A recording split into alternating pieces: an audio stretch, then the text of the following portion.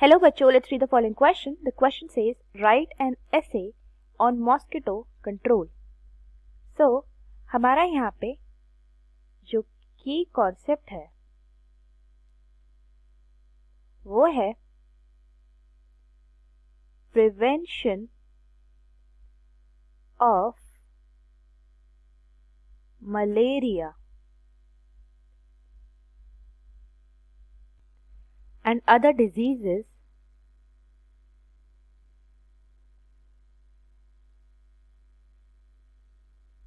caused by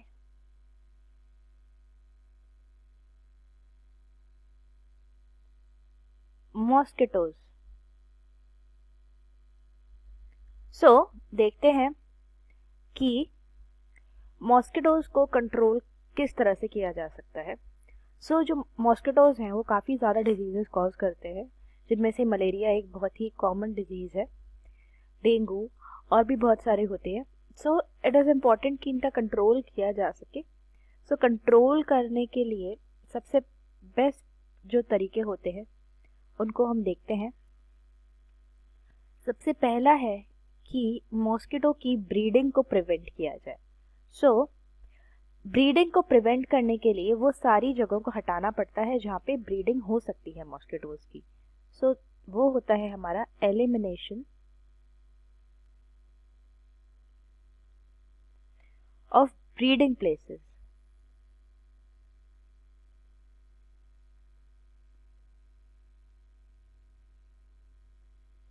breeding places क्या क्या हो सकती है मॉस्किटोज. जो मॉस्किटो का लार्वा है और मॉस्किटो के लार्वा और जो प्यूपा है वो डेवलप करते हैं वाटर में. कहीं पे भी वाटर अगर इकट्ठा हो रहा हो, लाइक स्टैग्नेंट वाटर,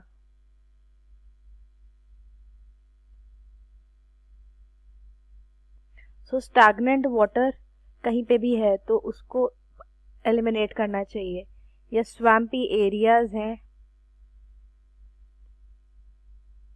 तो ऐसी जगहों पे मॉस्किटोज ब्रीड करते हैं.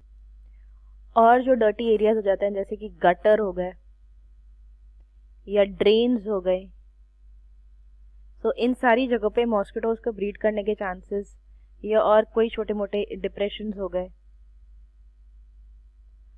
तो ऐसी जगहों पे इनकी ब्रीड करने के चांसेस काफ़ी बढ़ जाते हैं. अगर जो डोमेस्टिक स्पीसीज होती है मॉस्किटो की जो हमें आसपास मिल जाती हैं तो उनको जनरली हम देख सकते हैं कि वो ब्रीड कर सकती हैं टिन कैन्स में. और वो कहाँ ब्रीड कर सकते हैं, और वो ब्रीड कर सकते हैं बकेट्स में. इन सब जगहों पे अगर पानी अक्यूमुलेट हो रहा है बैरल्स वगैरह में तो इन सब को हटा देना चाहिए ताकि उनकी ब्रीडिंग प्लेसेस कम हो तो वो लार्वा प्यूपा डेवलप नहीं होगा. All these should be cleared. इस तरीके के प्लेसेस को एलिमिनेट कर देना चाहिए. सेकेंड जो है वो हो जाता है हमारा डिस्ट्रक्शन ऑफ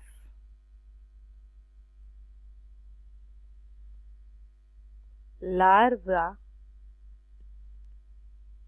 एंड प्यूपा.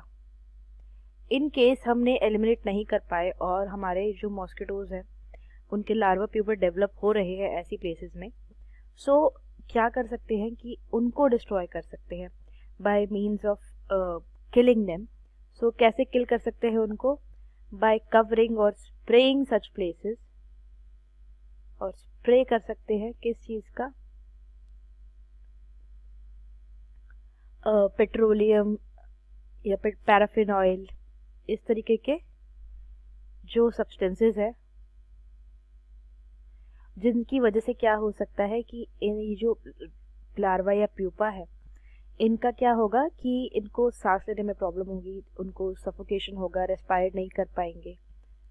तो क्या होगा कि अल्टीमेटली वो सर्वाइव ही नहीं करेंगे. इस तरीके के सर्फेसेस से आप कवर कर सकते हैं ताकि लैक ऑफ रेस्पिरेशन हो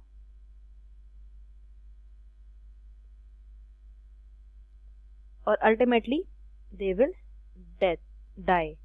डेथ हो जाए. और हम क्या कर सकते हैं साथ साथ कि हम इस तरीके के फिशेस जो फीड करती हैं लार्वा के ऊपर, जैसे कि हो गई गैम्बूसिया। सो गैम्बूसिया को इंट्रोड्यूस किया जा सकता है। It feeds upon larvae and pupa.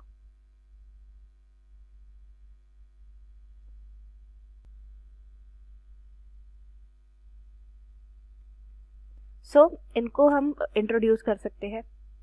पर अगर फिर भी मॉस्किटोज डेवलप हो गए तो फिर इम्पॉर्टेंट होता है कि हम सीधा मॉस्किटोज को ही डिस्ट्रक्ट करें। तो तीसरा जो स्टेप हो जाएगा वो हो जाएगा कि मॉस्किटोज का डिस्ट्रक्शन।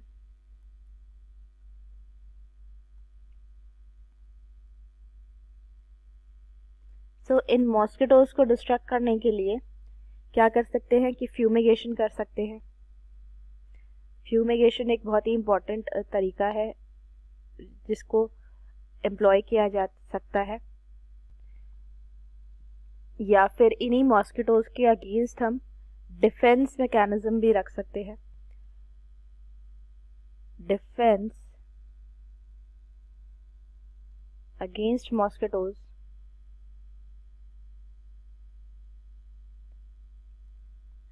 इसमें हो जाएगा हमारा मॉस्किटो प्रूफ स्क्रीनिंग कर सकते हैं। जो हमारे जो भी विंडोज़ हैं या डोर्स हैं वहाँ पे हम नेट्स का यूज़ कर सकते हैं, राइट, ताकि मॉस्किटोज दूर रह सके। और आप रिपेलेंट्स यूज़ कर सकते हैं,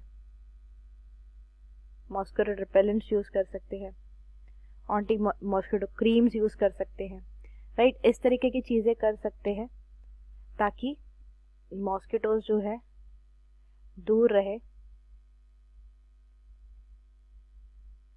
इट इज़ इम्पॉर्टेंट कि इस तरह से मॉस्किटोज को दूर रखा जा सके।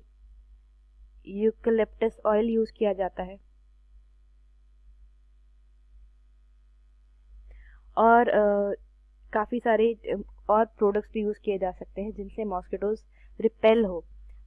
इट इज़ इम्पॉर्टेंट कि मॉस्किटो को कंट्रोल किया जाए ताकि प्रिवेंट किया जा सके मलेरिया और डिफरेंट टाइप ऑफ डिजीजेस जो वो कॉज कर रहे हैं। So this is all. I hope you understood it well. All the best.